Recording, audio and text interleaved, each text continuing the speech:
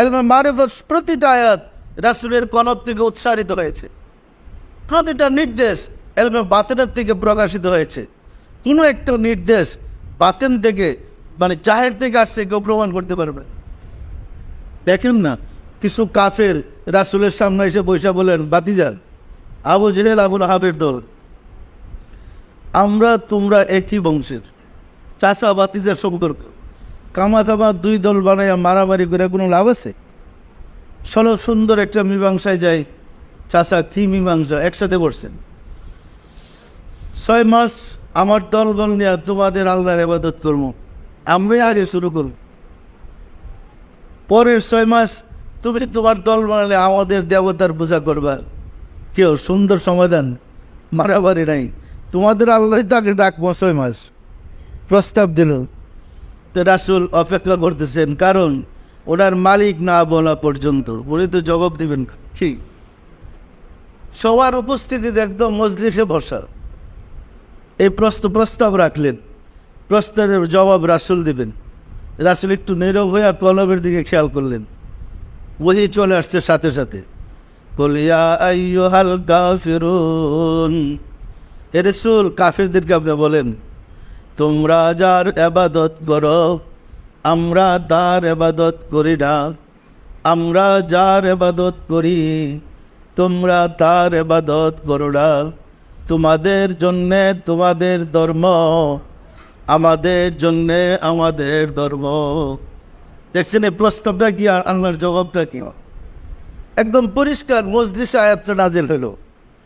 আশ্চর্য, সবাই বসে রয়েছে, কেউ আল্লাহ থেকে নেই। তাহলে আয়াতটা ওইটা বাতেন আসছে না জাহের আসছে? রাসূল যখন এই কথা বললেন সবার মুখ সুখ কালাই জারি রেখে। আমাদের সমাজের লোক হলে বলতো যে এটা তো সুন্দর প্রস্তাব, জগরাজাটির কি আছে 6 মাস মিললে, তারাই তো আগে 6 মাস ইবাদত করবে কি?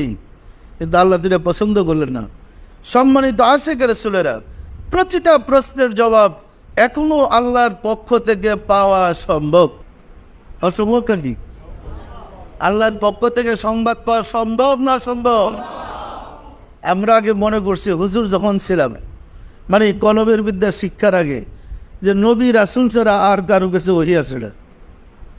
যখন হুজুর ছিলাম তখন আমাদেরই কথা ছিল ওহীর দরজা বন্ধ, নবী রাসূল ছাড়া আর কারো কাছে ওহী আসবে না।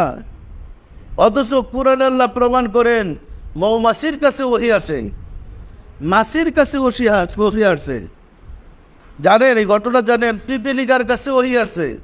সুলাইমান যাইতেছে তো পিপিলিকার আল্লাহ ওহী করছে, হে পিপিলিকা তাড়াতাড়ি পালাও, সুলাইমানের সৈন্য সামন্তলে আসতেছে, বাইরে কিন্তু সেপ্টা করে ফেলাই।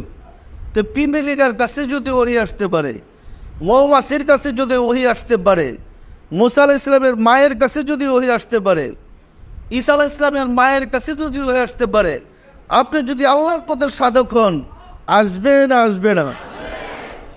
রাস্তায় তো বলে গেছি, মানুষকে পিঁপড়ার চেয়েও খারাপ, মৌমাছির চেয়েও খারাপ, তার কাছে ওই তো আসবি না, আসলে সে আল্লাহর সংবাদটা পাবে কীভাবে?